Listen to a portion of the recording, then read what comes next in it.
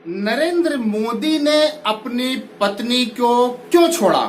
हाँ दोस्तों यह सवाल अधिकतर लोगों के जहन में आ ही जाता है।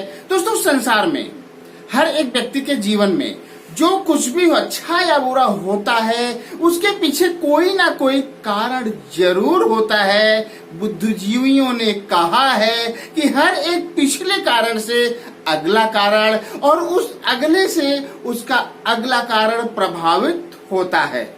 लेकिन यहाँ पर सवाल यह है कि आखिर मोदी जी द्वारा अपनी पत्नी को छोड़ने के पीछे का क्या कारण था। तो आइए आगे बढ़ते हैं और जानते हैं सब कुछ। नमस्कार दोस्तों, मैं अमित दुबे आप सभी का हार्दिक स्वागत करता हूं। दोस्तों सबसे पहले हम जानेंगे कि नरेंद्र मोदी की शादी कब और किस उम्र में हुई थी। एक छोटे छोटे टुकड़ों में लेकर चलेंगे, मोदी जी के वैवाहिक जीवन के बारे में आपको संक्षिप्त में बताएंगे, छोटे छोटे टुकड़ों में। नरेंद्र मोदी जब महज 17 वर्ष के थे तभी उनका विवाह 15 वर्षीय किशोरी जसोदाबेन के साथ हो गया था, जो गुजरात के ऊंझा की ब्रह्मवाड़ा की रहने वाली थी। मोदी का विवाह गुजराती रीति रिवाज के साथ बड़ी ही धूमधाम से हुआ था और पूरे 2 दिन तक उनका बारात ब्रह्मवाड़ा में रुका था। हाँ दोस्तों, नरेंद्र मोदी अपनी पत्नी के साथ कितने साल रहे? क्या नरेंद्र मोदी अपनी पत्नी के साथ कितने साल रहे?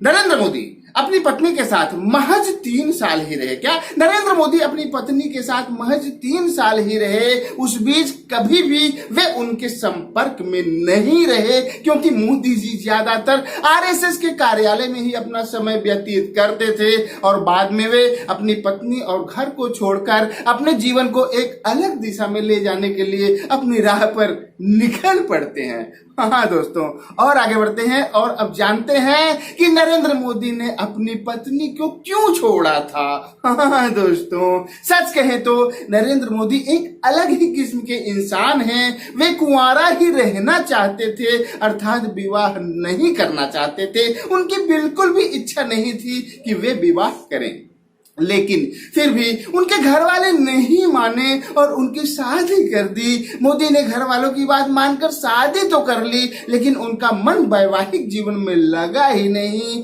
क्योंकि वे अपने जीवन को जिस दिशा में ले जाना चाहते थे उसके लिए उन्हें स्वतंत्रता चाहिए थी, जो एक शादीशुदा इंसान के लिए बहुत ही कठिन था। हाँ दोस्तों आखिरकार मोदी ने यह फैसला लिया कि वे वैवाहिक जीवन से परे सन्यासी जीवन अपनाएंगे और वे अपना घर परिवार तथा अपनी पत्नी को छोड़कर चले गए। हाँ दोस्तों, और आगे बढ़ते हैं और नरेंद्र मोदी के बारे में यह जानते हैं कि आखिर नरेंद्र मोदी ने सन्यासी से राजनीतिक जीवन में कैसे प्रवेश किया। वे तो सन्यासी बनना चाहते थे, लेकिन वे राजनीति में कैसे आए? नरेंद्र मोदी ने जब अपना घर छोड़ा था तो वे हिमालय गए थे सन्यासी बनने के लिए। उन्होंने कई गुरुओं से संपर्क भी किया, वे उन्हें दीक्षा दें। वे चाहते थे कि वे गुरु लोग उन्हें दीक्षा दें, लेकिन ऐसा नहीं हुआ, बल्कि उन्हें यह कहकर वापस भेज दिया गया कि वे किसी बड़े कार्य हेतु इस दुनिया में आए हैं और उन्हें उसी राह पर चलना चाहिए। नरेंद्र मोदी स्वामी विवेकानंद से बहुत ही प्रभावित थे। क्या नरेंद्र मोदी स्वामी विवेकानंद से बहुत ही प्रभावित थे? वे उनके द्वारा स्थापित रामकृष्ण मिशन के राजकोट गुजरात आश्रम भी गए थे, लेकिन उस आश्रम के प्रमुख स्वामी आत्म सहजानंद ने उन्हें यह कहकर वापस कर दिया कि उनके जैसे लोगों को लोगों के बीच में रहकर लोगों के लिए काम करना चाहिए। हाँ दोस्तों, नरेंद्र मोदी बचपन से ही आरएसएस से जुड़े हुए थे, इसलिए क्या नरेंद्र मोदी बचपन से ही आरएसएस से जुड़े हुए थे, इसलिए वे वहीं से देश की सेवा की राह पकड़कर आगे बढ़े और आरएसएस के प्रचारक बन गए। धीरे धीरे उनका कद बढ़ता गया और वे गुजरात की राजनीति में सक्रिय भूमिका निभाते हुए लगातार 3 बार गुजरात के मुख्यमंत्री बने। नरेंद्र मोदी का गुजरात मॉडल सुपरहिट रहा और उन्हें केंद्र का जिम्मा संभालने का अवसर मिला और 2014 के लोकसभा चुनाव में भारी मतों से विजय प्राप्त करके वे भारत के प्रधानमंत्री बने। 2019 के लोकसभा चुनाव में एक बार फिर भारत की जनता ने उन पे भरोसा दिखाया और दोबारा वे फिर भारत के प्रधानमंत्री बने। हाँ दोस्तों और आगे बढ़ते हैं और जानते हैं कि नरेंद्र मोदी की पत्नी कहाँ रहती है।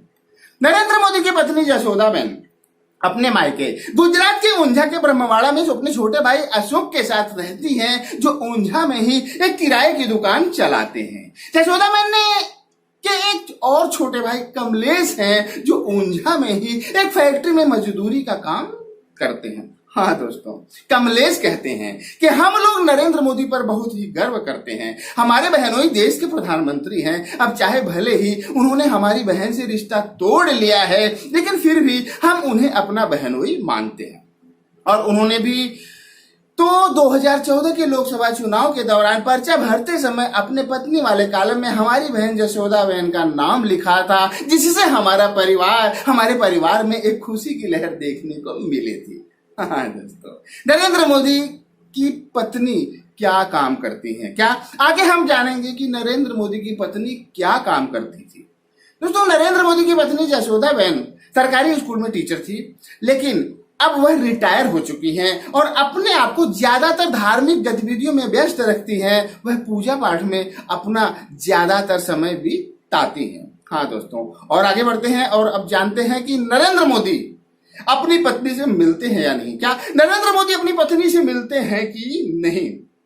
नरेंद्र मोदी अपनी पत्नी से किसी भी प्रकार का कोई भी रिश्ता नहीं रखते, क्योंकि वे अपने आप को सन्यासी मानते हैं और एक सन्यासी का किसी भी महिला से किसी भी प्रकार का संपर्क उसके सन्यासी जीवन पर सवालिया निशान खड़ा करता है। और नरेंद्र मोदी यह नहीं चाहते कि उनके जीवन भर की तपस्या पर किसी भी प्रकार की उंगली उठे, इसलिए वे जसोदाबेन से बिल्कुल भी नहीं मिलते हैं। हाँ दोस्तों, और आगे बढ़ते हैं और अब जानते हैं कि आखिर नरेंद्र मोदी को अपनी पत्नी की याद आती है या नहीं। हाँ दोस्तों, इस सवाल का बिल्कुल सही जवाब अगर कोई दे सकता है तो वह स्वयं नरेंद्र मोदी हैं। लेकिन अगर मानवीय अवधारणा की बात करें तो पति और पत्नी का रिश्ता एक ऐसा रिश्ता होता है जिसे जीते जी कोई भी भुला नहीं सकता है।